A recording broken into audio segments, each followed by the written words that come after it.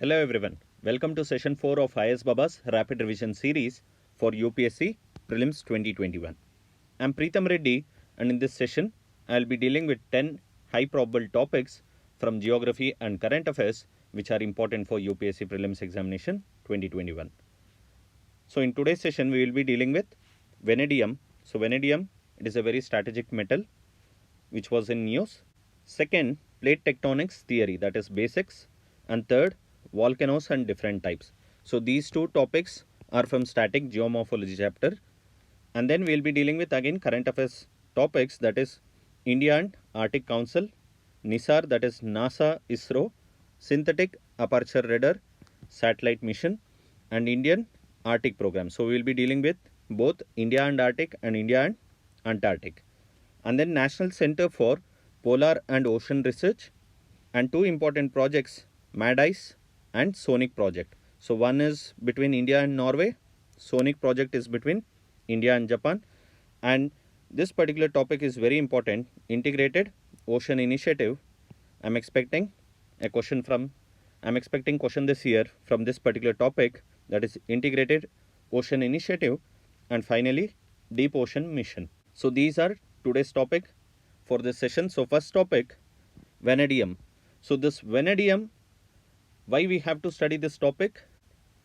So recently it was found that Arunachal Pradesh could be India's prime producer of this strategic metal called vanadium. So where? First fact what you have to remember is Arunachal Pradesh. So what is this vanadium? So this is our second important area. So vanadium, it is a medium to hard steel blue metal. So it's a metal, okay, and vanadium in its pure form actually, so it is soft gray and ductile element. So this vanadium, it is either medium to hard steel blue metal, or in its purest form it is soft gray and ductile element. And I have given small figure here. So vanadium atomic number is 23. So this particular element or this particular metal is important for us. Although this particular vanadium, it is a lesser known metal, it is quite valuable in the manufacturing industry. Why? Because it has certain important qualities like ductile. So it is ductile, and it is malleable, and it is corrosion resistant. So three important qualities you have to remember. It is highly ductile, it is malleable, and corrosion resistant. And there is good demand and there is good value for this particular metal in the manufacturing industry. So we'll try to know about vanadium and its uses. Okay, so as I said, it's a gray, soft gray and ductile element, and it is derived from mined iron ore, carbonaceous shale, or phyllites and steel slag. So generally or rarely it exists as a free element in nature. So what does this sentence mean, that vanadium rarely exists as a free element in nature? It just means that vanadium is recovered as a byproduct from different slag which is collected from magnetite ore or iron ore or carbonaceous shale or steel slag, etc. And next you have to remember next fact, that this vanadium, so this vanadium ore usually comes from three important countries. One is South Africa, Russia, and China. So we have to remember these three countries. So usually this vanadium, this ore, it comes from, or this vanadium is produced majorly in three important countries. So South Africa, Russia, and China. So now let's see why vanadium is important for India. So you should know India is a significant consumer of this vanadium, but India is not a primary producer of this strategic metal. So according to the data which is provided by Geological Survey of India, India consumed around 4%, just 4% of whatever vanadium produced across the globe in 2017, whereas China, it produced around 57% and it consumed around 44%. So where is 4%, where is 44%? So India consumed just 4% of the world's production, whereas China, it produced 57% of world's vanadium, and it consumed 44% of this strategic metal. Okay, so 98% of the mined vanadium, it comes from China, Russia and South Africa. You guys have to remember. So now with this vanadium presence in Arunachal Pradesh, okay, and it could help boost the local and national economy. So we have to remember that. And there is one more important point to note, that the vanadium which is found in Arunachal Pradesh, so the quality of that vanadium, it is almost similar to the vanadium deposits of China. So next we have to know the vanadium metal or mineral whatever was found in Arunachal Pradesh, it is similar to the vanadium deposits of China. So in China, vanadium is found in stone coal. Okay, so usually high content of vanadium is found in stone coal, which is associated with graphite with a carbon content up to 16% or more. Okay, so we have a good high vanadium content because it is associated with graphite or stone coal with good carbon content in it. So next we will try to understand what are the uses and applications of this vanadium metal. So first important thing which you have to know is this vanadium is a valuable and strategic metal because it is in huge demand, especially in manufacturing industry. Why? Because of its special characteristics, like it is malleable, it is ductile and it is corrosion resistant qualities, and also they are durable in extreme temperatures and environment and corrosion resistant. Since it is corrosion resistant, so these vanadium, they are used in automobile industries, alloys. Okay, and next important thing what we have to know is this vanadium is a high value metal which is used in strengthening steel and titanium. Okay, since it's good in since it is used in strengthening steel and titanium, so its addition improves the tensile strength of steel. So you have to remember, addition of this vanadium, it will improve the tensile strength of the steel, and also this vanadium is used especially to build tunnels and bridges, and they are used in automobile and aviation industry because it will increase the fuel efficiency, and also since it has high strength to weight ratio, it is also vanadium is also used as batteries, etc. Okay, so finally what you have to remember is the global demand for vanadium has been skyrocketing and there is deficit right now. Okay, so the vanadium whatever we have found in Arunachal Pradesh, it could help boost the local and national economy. That's why vanadium is an important topic. Next topic, plate tectonics theory. So it's a basic. So we all know simple what is a plate. It is nothing but a broad segment of the lithosphere. So in our previous RRS session, we already came to know what is lithosphere. It is nothing but crust and the rigid upper mantle, right? So what is a plate? Plate is nothing but a broad segment of lithosphere that floats on asthenosphere, right? So under upper mantle, so below upper mantle we have this underlying asthenosphere, right? So plates are those part of lithosphere which is floating freely and moving independently on that asthenosphere. And usually we can classify the plates into two types, that is continental plates and oceanic plates. So this is what you have to remember, the basics. So next there are some facts which you need to revise, that is major plates and minor plates. So when it comes to major plates, we have African plate, North American plate, South American, Antarctic, Australian, Eurasian plate and Pacific plate. Okay, so if you can remember all the major plates, which is easy to remember, so rest of the whatever the plates they give, they are classified under the part like minor plates. Okay, I think last year there was a question on major like what is the official classification of major minerals and minor minerals. Okay, so in that way, so in that similar fashion, I think UPSC might someday ask like which of the following plates are classified under major plates or minor plates. So you can go through this particular small figure which we have given here. So next we will try to understand the three classifications, that is three types of motions that are possible between the plates. So you have to know, so three types of motion, one is divergent, convergent and transform. So what is happening in divergent? So usually the motion, you can see here two plates, they are spreading apart. So you can see here they are spreading apart, right? So two plates, they are spreading apart. So because of this, what kind of effect we can observe? We can observe a constructive effect. That is, whenever two plates are separating or diverging, okay, then we call it as a constructive plate margin. So it is spreading apart. So whenever it is spreading apart, what is happening? Topography, there are some changes in the topography. So we can see here oceanic lithosphere is created and ridge or rift is getting formed. Okay, and also here we have given whether volcanic activity is associated with divergent. Yes, you can see in the figure we have some volcanic activity. Second type of motion, that is convergent, which can happen between two plates. So when convergent kind of motion is happening, so generally subduction happens. So we call it as convergent or subduction. Okay, so what is happening here when two plates are coming together? Okay, so here it was spreading apart or moving apart, but in convergence it is like two plates are coming together. So whenever two plates is coming together, what is happening? There is a subduction which is creating. So what is the effect? So there is destructive effect.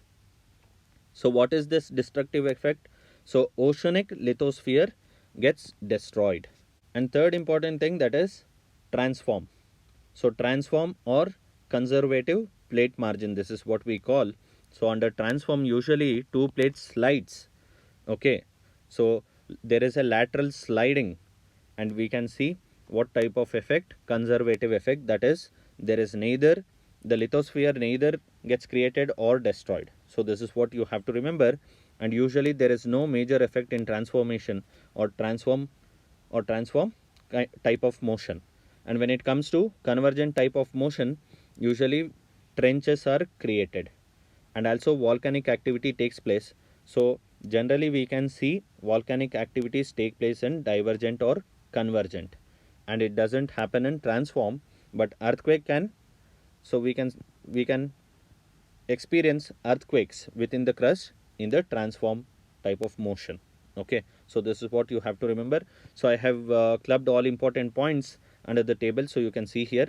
So when it comes to divergent, so divergent plate boundaries, we have ocean to ocean and we have continent to continent.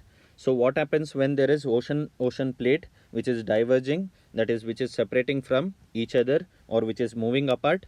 So there sea floor spreading is happening. So what kind of effect it has on sea floor? The sea floor will spread. So as I told here, when the sea floor spreads, what will happen? Either rift is created or ridge is created. Okay, so ridge gets formed or rift is getting created, and this is where we can observe some of the volcanoes and earthquakes. So what are some of the examples associated with ocean divergent plate boundary? So mid Atlantic ridge, East Pacific rise or ridge. Okay, so next important divergent plate boundary, that is between continent. So whenever continent plate moving apart, so what will happen? So in the seafloor, new ocean basin may form as the continent splits. Okay, and what kind of events we can observe? So continent drifts apart, so ocean may intrude, and there will be formation of rift valleys and block mountains. So this is what can happen when the continent plates, when it gets diverged or when it is moving apart. Okay, example, East African rift. So next you have to know convergent plate boundary. So in convergent plate boundary, I told there will be destruction, whereas in divergent plate boundary there will be construction, right? So divergent plate, you have to remember, it is constructive, whereas the convergent plate boundary, it is destructive. So what happens when two plates are coming together? Say for example ocean plate and continent plate. So when a ocean plate and continent plate, when it is coming together, subduction gets created, and what happens in the sea floor? So the lithosphere, that is oceanic lithosphere, it gets destroyed or destroyed at subduction zones. So what kind of events we can observe? So usually here trench is formed, and it is also a place where we will be observing some volcanic activities and also earthquake. So example of convergent plate boundary where ocean and continent plates subducted. So example Western South America. So next convergent plate boundary ocean. So what happens when ocean plates collide together? So that time there is destroyed at subduction zone. So again there is a subduction. So what kind of events we can observe? So denser crust plunges into lighter crust and is subducted from a curved trench and a volcanic arc. So as I said again, so trench gets created during convergence, and when it is divergent, ridge and rift will get created. So do remember that. So example of this convergent plate boundary where ocean and ocean plate collides or a subduction zone is created, it is Aleutians. So next convergent plate boundary where continent plates are coming together. So since it is continent plate, obviously there is collision between masses of gigantic continental lithosphere, which we saw yesterday also, like while I was discussing Indian plate versus Eurasian plate. So Indian plate is getting collided with Eurasian plate. So it is continent convergent plate movement. So what is happening that time? So neither mass is subducted. So because of this one, upliftment will happen. So what happened? Plate edges are compressed, folded and uplifted. So this is what we see.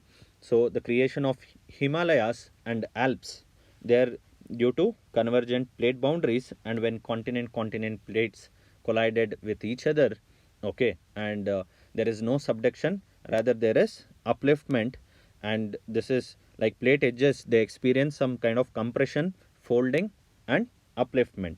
So this creates mountain process. Okay, so next what we have to remember is transform plate boundary. As I said, it is associated with lateral sliding, or the plates get moved each other, like it is getting past each other. Okay, so what is happening to the sea floor? Neither created nor destroyed. And what kind of events we can observe? So usually volcanic activities doesn't take place, but there will be strong earthquakes along the fault. So in uh, transform plate boundary, you have to remember the transform fault is formed when plates move past each other. Okay, so transform plate boundary, it is associated with faulting, whereas convergence or convergent plate boundary, it is associated with folding. So do remember this particular difference. So you have to revise this. So next important topic is volcanoes. So you have to know some basics with regard to volcanoes. In previous session we saw earthquakes. Okay, so everyone, you guys might be knowing that volcano is nothing but an opening or vent through which molten lava or ash and gases, they come out from the earth's interior, right? And most of the volcanoes, they are concentrated at which particular boundaries? It is at convergent and divergent plate boundaries, just now we saw, right? So remember this particular figure. So where is volcanic activity? It is in either divergent zone or convergent zone. That's the reason Pacific Ring of Fire will experience more volcanic activities. So yesterday we discussed that why total Himalayan belt, it is vulnerable to earthquakes, because it is what? Convergence. Okay, so we'll try to understand regarding volcanoes. So there are different types of volcanoes. So whenever magma, when it is erupting at the surface and it becomes lava, it can form different types of volcanoes depending on the viscosity, stickiness of that this thing magma. Okay, and also the amount of gas in the magma will also differentiate the type of what? Volcanoes. And we can also classify the volcano by the way in which the magma reach the surface. So let's see different types of volcano. So strictly speaking, there are two broad types of volcano. One is shield volcano and second is stratovolcano. There are other types of volcano also, say for example cinder cones or lava domes, okay, or dome volcano, caldera, etc. But typically we can classify volcanoes into two broad types, that is shield volcano and stratovolcano. And shield volcano, as you can see in the figure, it has gentle slope. So first thing what you have to remember is it has a gentle slope. So where a volcano produces, so shield volcanoes are those volcanoes where the magma produced is of low viscosity and it is easily running or flowing. Okay, so as you can see here, it is with low viscosity, and here the lava spreads far from the source, forming the volcano. So just remember, shield volcano, here the magma is of low viscosity and lava is able to move easily. So it is very much fluid and it is able to spread far from the source, from the volcano, and it has gentle slopes. So this is what you have to remember. And these shield volcanoes, they are formed usually by fluid basaltic lava flows. An example of shield volcano, that is Mauna Kea and Mauna Loa, they are the shield volcanoes example, which is in Hawaiian island. Next, stratovolcano, as you can see in the figure, they are very much steep. So they have steep sides and they are more cone shaped than shield volcanoes. Okay, why this cone shaped? Because here the magma is highly viscous. So they are formed from viscous or sticky magma or sticky lava that does not flow easily. So this is what you have to remember.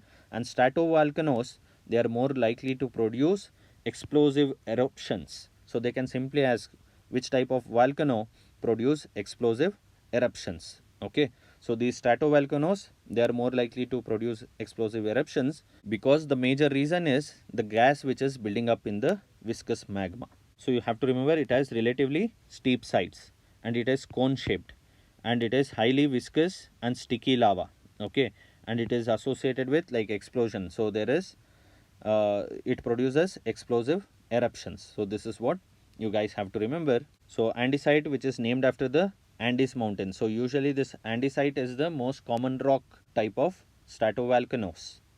So whenever there is eruption, so wide range of different rocks in different tectonic settings are found, but usually andesites are the most commonly found rock type of this stratovolcano, do remember. And next is dome volcano.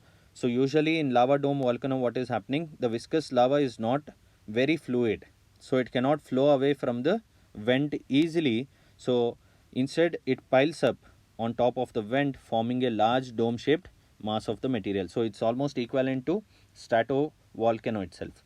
So this dome volcano is also viscous, so the lava is not able to flow out because of sticky or because of high viscosity. And finally this dome volcano, so what is happening, the lava is piling up on top of the vent and it will form a large dome shaped mass of material. That's why the name dome volcano. And when it comes to caldera, so here magma is stored. We know that magma is stored beneath a volcano in a magma chamber. So when a very large explosive eruption occurs, so what will happen, it will empty the magma chamber and the roof of the magma chamber can collapse. So wherever the roof of the magma chamber collapse, or usually or literally the top is blown off, so that kind of volcanoes we call it as a caldera. So what happens when the roof of the magma chamber collapses or blows off, so there a depression or a bowl on the surface which has very steep walls is formed. Okay, so this is caldera. So remember these different types of volcano. And next I have given some important figure. So in figure we can see there is different type of volcano eruptions. So one is Icelandic eruption, second is Hawaiian eruption, third one is Strombolian eruption, Volcanian eruption, right? So all these different kind of eruptions, so I have given some important notes and pointers in the rare notes, so you can go and revise those things. Okay, so next important topic is India and Arctic Council. So why is this topic important? Because as a tripolar nation, India has a critical role in the Arctic. So what do we mean by tripolar, right? So what do we mean by tripolar nation? So we have this Hindu Kush Himalaya mountains, right? So they are generally referred to as third pole because it has maximum snow and ice accumulation outside the two polar region. And this Hindu Kush Himalaya, which is referred to as third pole, it is a critical water source for socio-economic development in India as well as its neighborhoods such as Nepal, Pakistan, etc. Okay, therefore any physical changes in the Arctic, they are highly likely to impact Indian monsoon, or there is some kind of connection, right? At the same time, even the emissions from the Gangetic plains, they are partly explain the black carbon events which are witnessed recently in the Arctic. So there is some connection between whatever happening in our country or in the globe, and also with the world countries and with the polar region.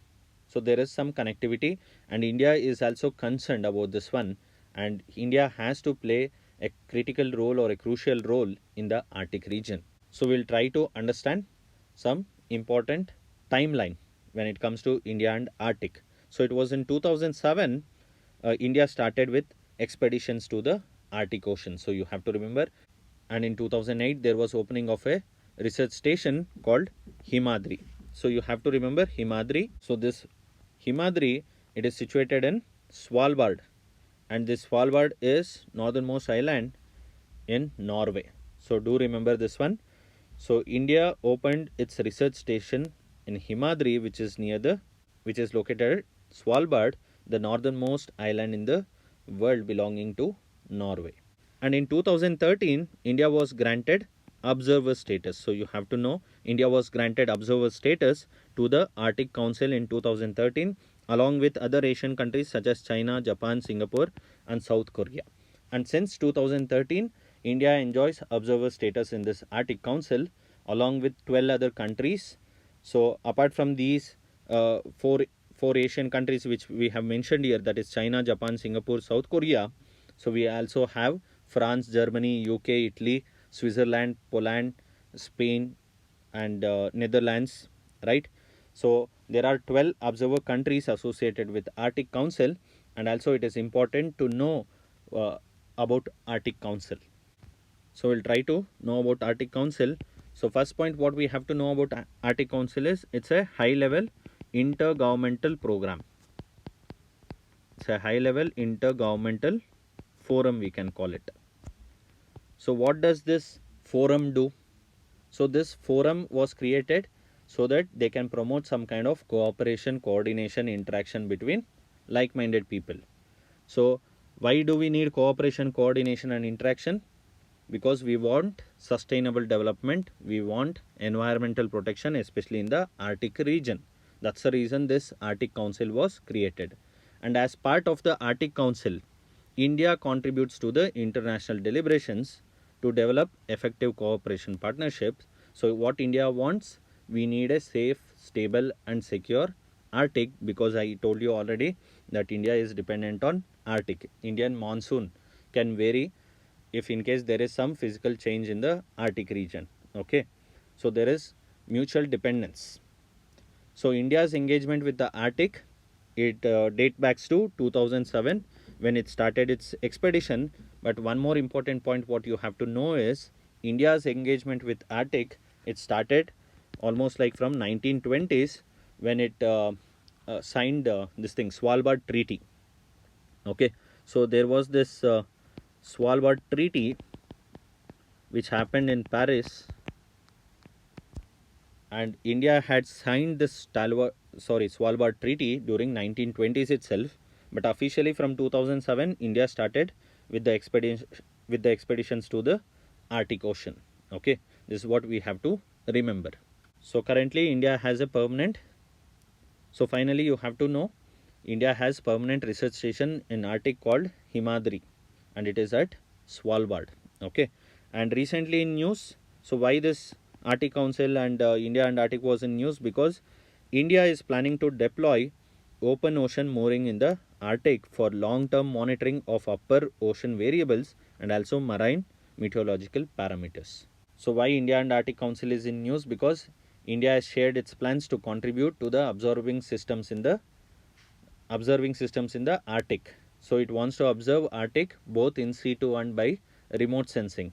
So the country will be deploying what? Open ocean mooring in the Arctic for long-term monitoring of upper ocean variables and also marine meteorological parameters. So do remember that one. Okay. Also, if you remember, I think in our previous rapid revision series last year, so we had finished, I think, Mosaic, right? So Mosaic was largest ever Arctic expedition. So regarding Mosaic, if you want to read, you can go through the previous rapid revision series. Okay, there are some important topics even there which we had dealt. Maybe UPSC might frame some questions from those areas too. Okay, so next we have to know about NISAR. So NISAR, that is NASA ISRO Synthetic Aperture Radar Satellite Mission. So what points we have to know here is, first, NASA and ISRO are collaborating on developing this particular satellite, that is Synthetic Aperture Radar Satellite Mission, that is NISAR satellite mission. So why is this satellite? Because it is designed to observe and take measurements of some of the planet's most complex processes. So this is what they are telling. So we have to remember NISAR. So this mission is a partnership between NASA and ISRO, and this NISAR, it is planned to be launched in the year 2022. Okay, so it will be launched in the year 2022, and this NISAR, it is an all-weather satellite, and what it will be doing is, it will have the ability to look at how Earth's surface is changing. So what we will do, we will be observing what are the changes which is happening on Earth, and also it is designed to observe and take measurements of some of the planet's most complex processes, such as ecosystem disturbances, ice sheet collapse, and natural hazards like tsunamis, earthquakes, volcanoes, landslides, etc. Okay, so why NISAR is important? Because even India, when it is planning to have this long-term monitoring of this Arctic, it means that with the help of NISAR, so it wants to monitor Arctic. Okay, so NISAR aims to conduct global measurement of some kind of land surface changes. Okay, so it wants to see what type of changes is happening and what are the consequences that we might face in future, and it is using synthetic aperture radar. So in tomorrow's science section, so we'll see what is the working of this synthetic aperture radar. Okay, and India, with this NISAR, it is going to continue its sustained Arctic observational network. That's why I have clubbed this NISAR article here, because this NISAR, with the help of NISAR, India is continuing its sustained Arctic observational network. So finally, what is the significance of NISAR? So we will be able to study the evolution and state of Earth's crust, and we will be able to understand planet's processes and changing climate. As I told you, the ecological disturbances which is happening, ice sheet collapsing, or some natural hazards like earthquake, volcanoes, tsunamis, landslides, etc. At the same time, this NISAR will aid future resource and also hazard management. That's why you have to remember NISAR. So NISAR is one of the important topic. So next topic, India Antarctic program. So Indian Antarctic program. So why is this topic in news, or why it is important? Because India recently marked 4 successful decades of scientific endeavor in Antarctica. So India has marked 4 successful decades of scientific endeavor in Antarctica, and India has 2 permanent research base stations in Antarctica, that is Bharati and Maitri. So initially it had Dakshin Ganga also, Dakshin Gangotri, but later on it was succeeded by I think Maitri, and later on by Bharati. Okay, so you have to know Bharati and Maitri, they are India's permanent research base station in Antarctica, whereas Himadri is the research base station in Svalbard, that is Arctic in Norway. Okay, so this Indian Arctic program, so you have to know about Indian Arctic program. It was initiated in 1981, and it is a multidisciplinary, multi-institution program. So why we need this program? It was initiated in 1981. Okay, so through this program, the first Indian expedition to Antarctica, so India started its first expedition to Antarctica. Okay, so you have to know that. And finally, Indian Arctic program, and finally you have to know Indian Antarctic program, so it gained some significance, especially when India signed Antarctic Treaty. So just like Arctic, so 1920s we signed the Svalbard Treaty, like that India had signed Antarctic Treaty, and it started building like construction of Dakshin Gangotri Antarctic Research Base, and then it was superseded by Maitri base in 1990, and it was recently in 2015 this Bharti. Okay, so this one was 2015. So Bharti, this new base has been constructed. So you have to remember these points. And finally, this Indian Antarctic program, it is under National Center for Antarctic and Ocean Research, which is under Ministry of Earth Sciences. So NCAOR. Now this NCAOR is called as NCPOR, that is National Center for Polar and Ocean Research. So this particular nodal body, it is under Ministry of Earth Sciences. So generally all the polar related projects, so Indian Antarctic program or Indian Arctic programs, they fall under this National Center for Antarctic and Ocean Research, or National Center for Polar and Ocean Research, which is under Ministry of Earth Sciences. So this is what you have to remember. And also I think last RRS we had covered ANITA. So ANITA was like Antarctic antenna. IT was, I don't remember, like Antarctic antenna something. So ANITA, you can Google it up. Okay, you can revise from the previous rapid revision series as well. So you have to remember these important facts.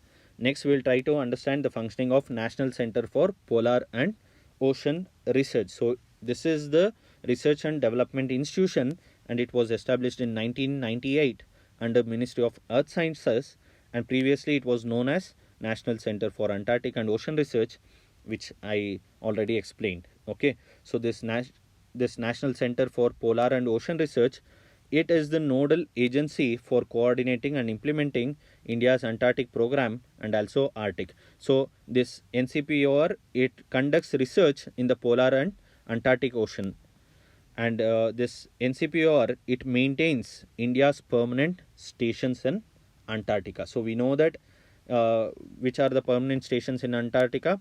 It is Bharti and Maitri, and also this NCPOR only is responsible for maintaining even the Himadri in Arctic region.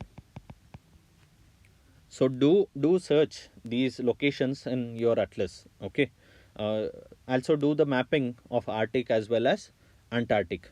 So these things are important, and you should know polar regions, they are crucially important when we are answering key questions about global climate change. And this polar regions, they like any projects related to polar region, they are important for mains as well as prelims. Okay, and this polar regions, we know that they contribute toward the global sea level rise. We come to know about the background aerosol properties, the variability in the sea ice cover, right? And also we come to know the ozone concentrations. Okay, that's the reason it is important to study these polar regions. So next important topic, MADICE project and SONIC project. So there is this MADICE project and SONIC project which we have to remember.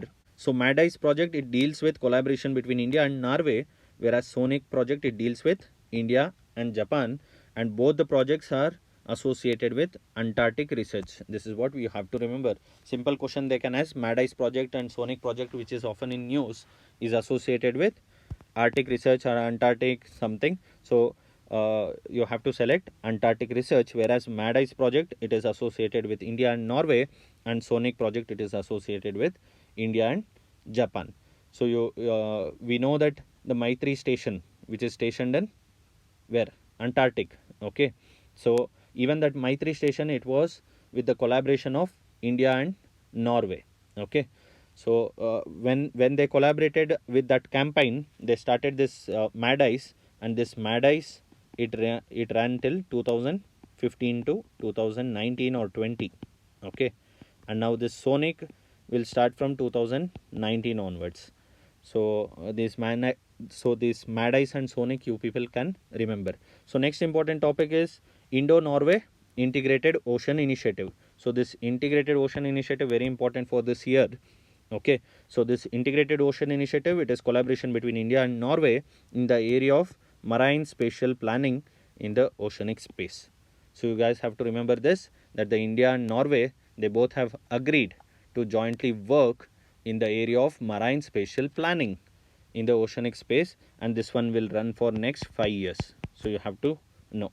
So you can know here 2015-17 sorry, 2015 to 19 and 2019 onwards, and this integrated ocean initiative, it runs till next 5 years. Okay, so this initiative, it is starting in Lakshadweep and Puducherry. So Lakshadweep and Puducherry, they have been identified as pilot sites for the project, and the two countries, they have decided to extend support for what? For sustainable ocean resources utilization and also sustainable development and also social development along the coastal areas. Okay, so you have to know two important concepts. One is marine spatial planning and integrated ocean. So you have to remember names of two. So you have to remember names of these two initiatives, that is integrated ocean initiative and marine spatial planning initiative, which will be implemented by the Ministry of Earth Sciences. So this is one more important fact for prelims. And this initiative known as marine spatial planning, it will be implemented by Ministry of Earth Sciences through National Center for Coastal Research for India. And this MSP initiative, it is important because it is here where India and Norway, they both are collaborating.